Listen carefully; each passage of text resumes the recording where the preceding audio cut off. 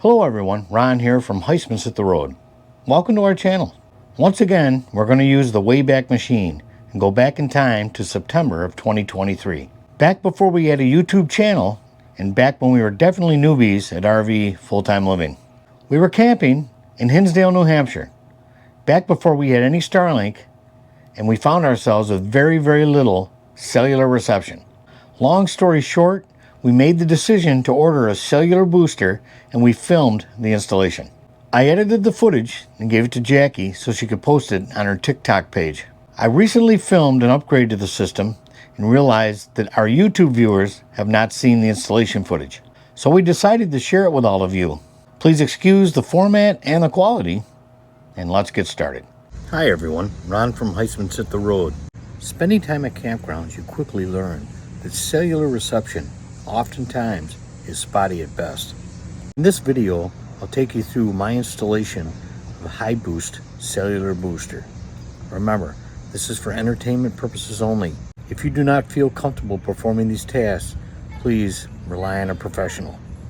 HiBoost Travel 2.0 RV cell phone booster. I'm gonna give it a whirl. The reception in this campsite, I get like 3 bars, but I can't stream a thing. It's very slow. Hoping this might help.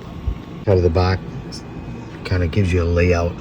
Your outside antenna, the booster, the power source, and the indoor antenna. Nicely and neatly packed.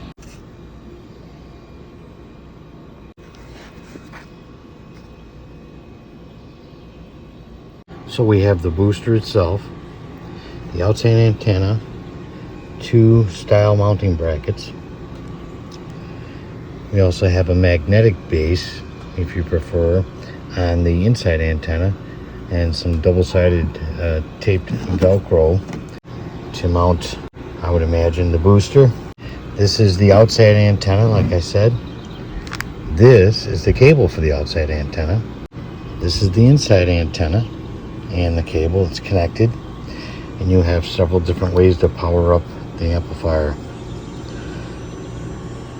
Before beginning the installation process, it's very, very important that you read and understand the instructions. Remember, this is not a how-to video. It's a video on how I did it. Hope you enjoy. I began by downloading and installing the recommended app, Signal Supervisor. By utilizing the application and following all instructions, I began the trial and error process of locating the best locations for the external and internal antennas. After determining the best location for the antennas, I went through the process of permanently installing both antennas and the amplifier. So the outside antenna, I mounted to the side of the front AC unit, right to the frame, and the cable goes down, and it comes back up to the frame, and then into the warm air return. So you can see where the external antenna wire comes up into the warm air return. And then I drilled a hole from the inside of the unit. I pulled down the inside cover, and I drilled a hole over the top of the ceiling next to the wiring, and I put the antenna wire through there. So right here, the white wire next to the yellow wire is the power to the AC unit in the master bedroom. The white wire is the antenna wire, the external antenna wire, coming down from the ceiling through the warm air return. And through this, I drilled a hole right next to the electrical wire so I could get it over the ceiling. And then I removed this and I ran it below the ductwork. Ductwork's actually up about 2 inches here, maybe 1.5 inches. So I ran it below the ductwork, and I took this light out. I was able to fish it by this light, and I cut a hole right here, and I patched it with a Turnabond. You can see where the wire comes through. And then from there, I ran it through this cabinet over the top of the washer and then down. Here's the washer dryer. I'll go ahead and link the video for that washer dryer installation in the description of this video. It comes down here, and then what I did was follow the same route that I ran the drain for the pan for the washer dryer. You can see it coming in from the left, going to the right with some other wires. And it comes through this access area here, and then it runs under the dresser. You pull that bottom drawer out, and it runs under there, and then it goes down into the basement on this end. So the wire from the outside antenna comes down into the basement here. I took up some slack here, and I connected it along this frame.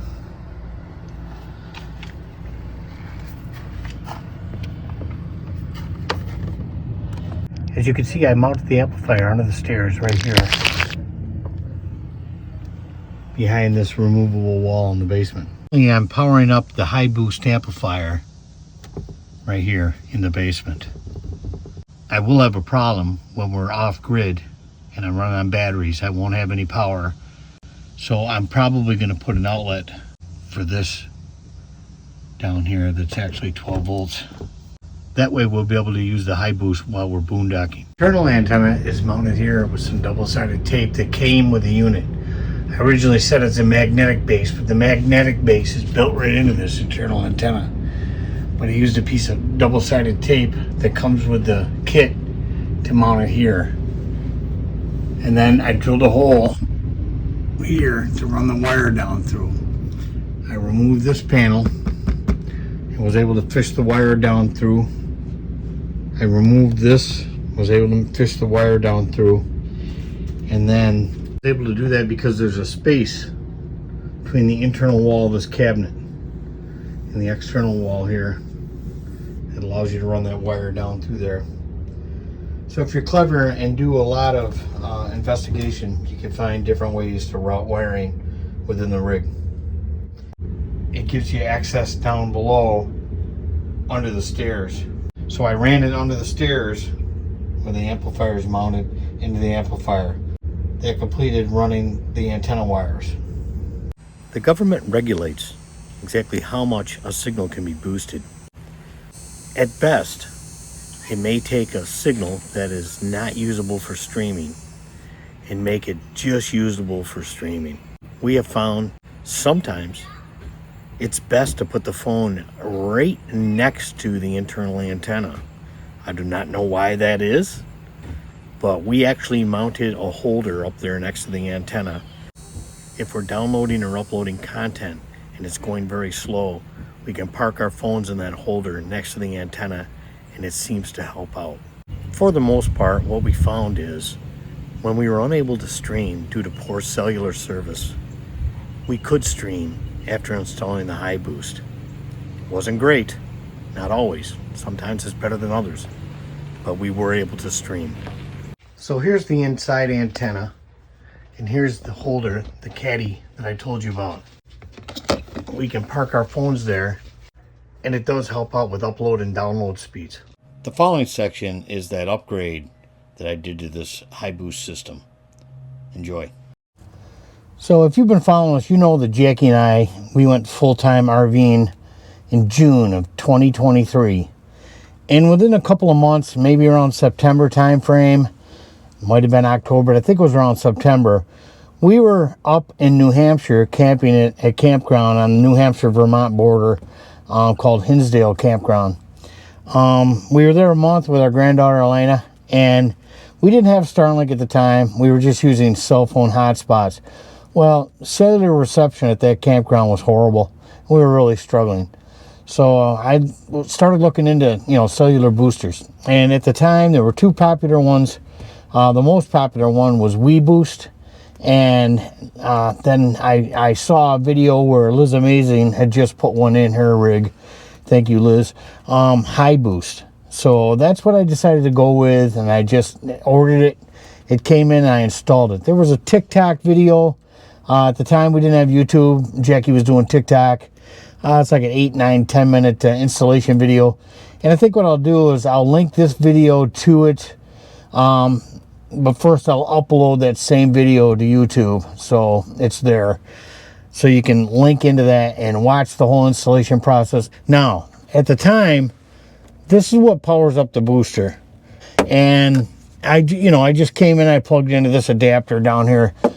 The problem with that is we only have cellular boost when we have 120 volts or some kind of shore power. So when we're on the batteries, boondocking like that, no cell boost. So at the time I mentioned I need to wire this thing into 12 volt DC, and it's been 2 years, and I think it's time. So we were at General RV. I picked up a 12 volt receptacle. I'll go ahead and I'll install it somewhere here. I'll tie into some 12 volts in the back, and we'll be able to plug right into there, and we'll always have cell booster. So we'll get into that installation. So to get into this, I'm going to have to take out this access wall here.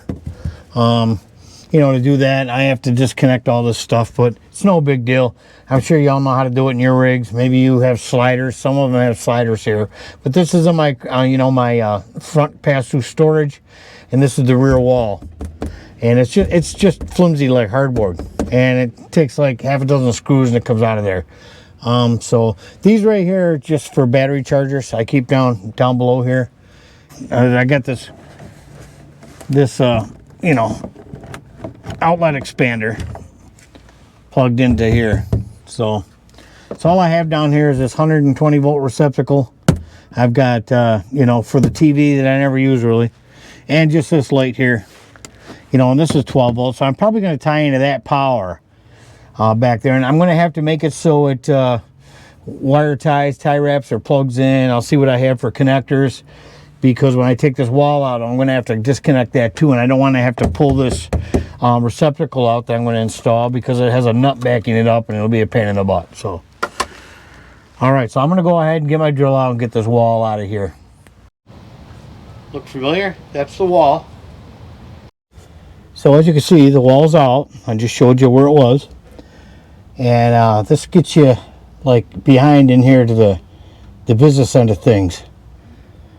This, just to give you a quick rundown, this pipe here is a drain pipe coming from up in our bedroom from the washing machine. Okay, this is our spray port going out.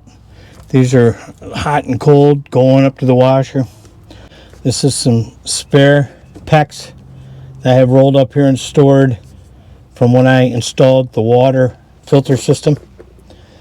There's the black tank right down there. So the big 4-inch pipe coming down, well, that's right straight from the toilet. This one you see here, this drain pipe coming over to this drain pipe, that comes down from the sink in the bathroom. You can see the heating ducts are the silver things here. Okay, and there's a gray tank right over there next to this black tank, and there's a black tank. So you can see this drain from the washer and from the front sink go right into that gray tank over there, gray water tank. So okay, so anyway, back behind this wall is where I installed that HiBoost. It's upside down, sorry about that, but it works right side up, upside down, it doesn't really matter. And that's the way I wanted the wire and the antenna coming from up on the roof, and then that goes to the antenna, the inside antenna. Okay, so what I'm going to do is tie into these DC lines here, so I can have power to that outlet I bought, so I can plug that HiBoost directly in, because this is how the HiBoost gets its power. Okay, I'm going to say it now. This is not a how-to video. This is a video on how I did it. Okay, if you don't feel comfortable working with this stuff, seek out a professional. Okay, but I'll show you where we're at. So this is the light. So I know this is a 12 volt source. Okay, so I went ahead and it just came up here and they tied into it and then they looped it back and they went somewhere else with it. But I went ahead and used these connectors to tie in about 2.5 feet of wire, might even be about 3 feet, that I had. I don't want to touch them together because they're live. These are 16 gauge wires, red and black. Now I've already verified with my meter that we have positive voltage on the red wire. That's very important when you're doing something like this. If you cross that, you could burn up anything you plug into that port. So keep that in mind if you plan on doing this yourself. But I use my digital multimeter to ensure that this is positive, this is negative. Okay, and I already know I want to keep these separate when I set it down. See, I'm keeping them separate so they can't touch each other. And I already know, and that's the charging port I installed. I already know the red one is positive and the black one is negative. That's because it told me with the instructions that came with it. Now all I did was use a 1 1/8 hole saw, and I cut that hole through there. I put the I inserted the outlet, and then I tightened the nut on the back. So what I'm going to do, I left those wires long, so what I could do is lay this down after I loosen it up and use wire nuts to disconnect the wires that go to this, so I'll be able to remove this panel whenever I have to get back there. Okay, so let me put it all back together. Okay, so I've got the wall laid in here into the basement, pass-through storage, and so I couldn't show them together. I put a wire nut on this, so we're going to take and just wire nut the red to the red, positive to positive, and do the same thing to negative.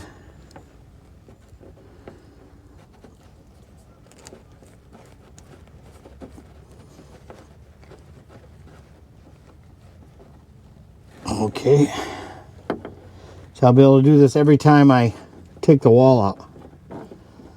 Maybe if I end up doing it more than I want to, I'll get some kind of plug wire in here. Okay, now that's live right now. Good. So I'm going to go ahead and get the stuff ready to hook back in as I put this wall back up. It goes over here.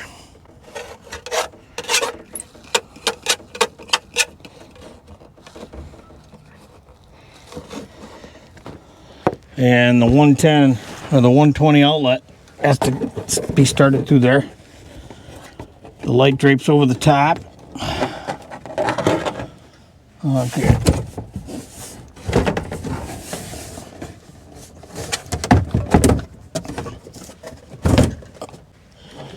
This is just I put Velcro on this little door here. There were screws in it. And this just gets me to my low point drains down here. And to make it easier, I put Velcro and I don't put the screws in there anymore. Alright, so I have to put screws back in this. Alright. Not that I ever use this. I told you I don't use this TV antenna output. I don't have a TV in here. Got one in the man cave. Or the outside kitchen. I call it a man cave. It's just wedges behind. You can see these little, I'll call them wedges on here. When you tighten these screws, it opens it up, and then you tighten them down. It holds it against the back of this hardboard wall. Alright, so you just go real easy.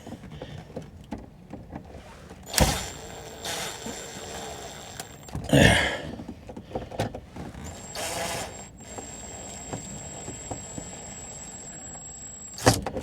There. This just snaps around it.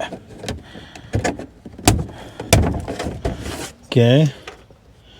These screws are in. I never took them out. They just slide into the hardboard. This lens goes in there. So I use my jackknife or a small screwdriver to pop this lens off. But you can see this, it's wired, and I never unwired it. And these screws are kind of like stripped too, but nothing moves after they're in there, so.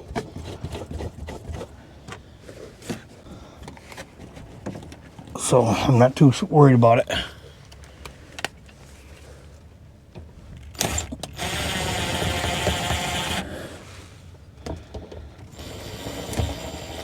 Hopefully you can see most of this. And then you've got screws along the bottom I got to put in all the way back there, but I have to tuck this back into this wall behind that wall. And then that wall, you can see the two holes will screw into this this nailer piece or whatever you want to call it, the square piece there. So after I get it all back together, I'll show it to you. Okay, the wall's back in and secured. I put the plugs back in here. I got the gang plug in there, the 2 chargers for my battery chargers down here. This is working. Of course, I showed you that before. And this is the new outlet, so it's always live, 12 volt DC. As long as the batteries are good, it'll be live, and if the battery switch is on. And this goes to the HiBoost. So the HiBoost is fired up, and it'll be fired up even when we're, you know, boondocking. So that's what we wanted. That's what I plan to do for the get-go. So we finally did it. All right, I think I'm gonna go in and get dinner. If you've enjoyed watching this video, please like and subscribe. And also, click on the bell icon. That way you'll be notified when new material hits our channel. From Ron and Jackie at HeISTMAN'S Hit the Road, have a great day, and thanks for watching.